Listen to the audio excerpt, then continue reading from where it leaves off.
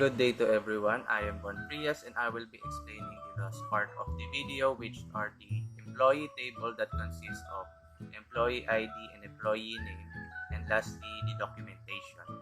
But before we get started, my fellow members will be introducing themselves and what part of the database they will be discussing. I am Glidal Bona and I will be discussing the first part of the video. That is all about the product code and name in the product table of the database. Hello to everyone. My name is Zaira Ortega and I'll be discussing the second part of the video that is all about the product price and description in the product table of the database. Hi, I'm Dana Erica Dona, and I will be discussing the third part of the video that is all about the supplier's ID and name the supplier's table of the database. Now, to officially start the video, first we need to know on what is a database. A database is an organized collection of data stored and accessed electronically. Small databases can be stored on a file system, while large databases are hosted on computer clusters or cloud storage. Ms. Glidel Bona will now discuss the product code and product name of the database in the product table. To show the database that we created, first we need to open the SUMPS control exit, which can be found in the SUMP folder that is located by default on local disk C.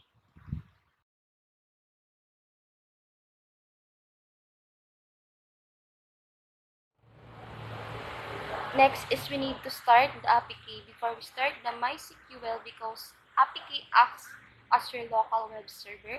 When you start APK on SAMP, you basically start a web hosting service locally on your computer.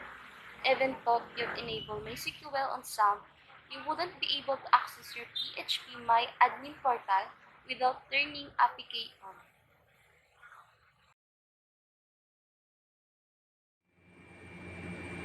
After you've turned on Apache and MySQL, click the Shell button located near the top right corner of the SAM control panel, and it will open the MySQL command line client.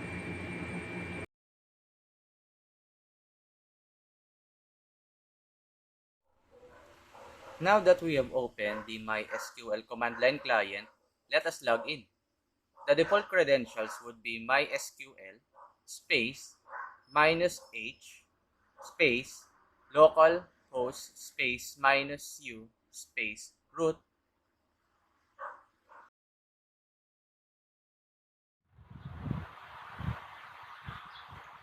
To show the database that we have created, we are going to type show databases semicolon. As you can see, the database that we have created is named Marex Printing. To select the database, we are going to type use Marex Printing semicolon. We have now selected the Marex Printing database. Let me show you the tables in the Marex Printing database. To do that is we need to type show space tables semicolon. These are the tables that we have created in the Marex Printing database. I will be discussing the product table of the database.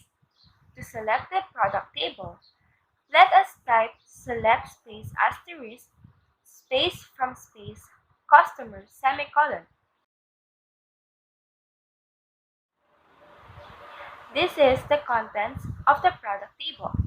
As you can see, we have 4 columns: name, product code, product name, product price, and product description.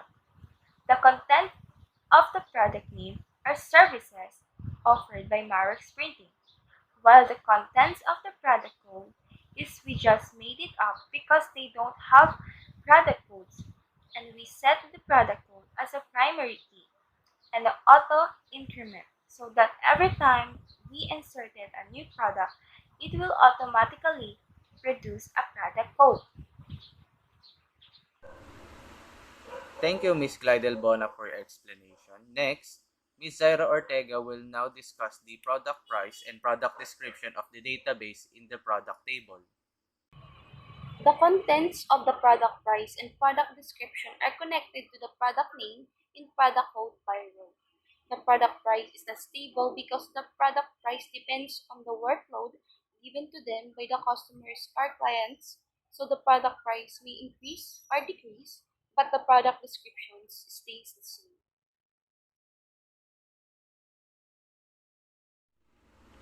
Thank you, Ms. Zaira Ortega, for your explanation.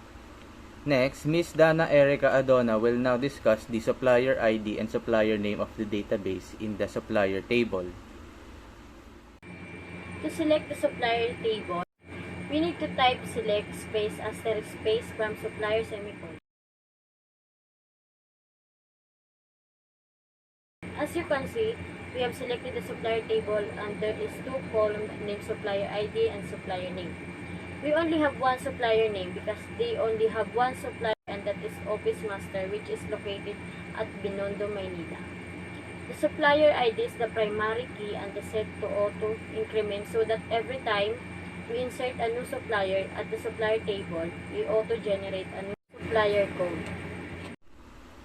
Thank you, Ms. Dana Erica Adona, for explanation. Next, I will discuss the employee ID and employee name of the database in the employee table. To select the employee table, we need to type select space asterisk space from space employee space semicolon.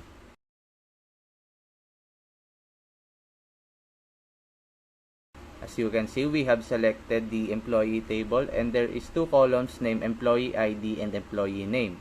We have three employees named Brico Mermilo, Marilyn Mermilo, and Lonsel Mermilo. And the employee ID is just we made it up because they don't have any employee ID.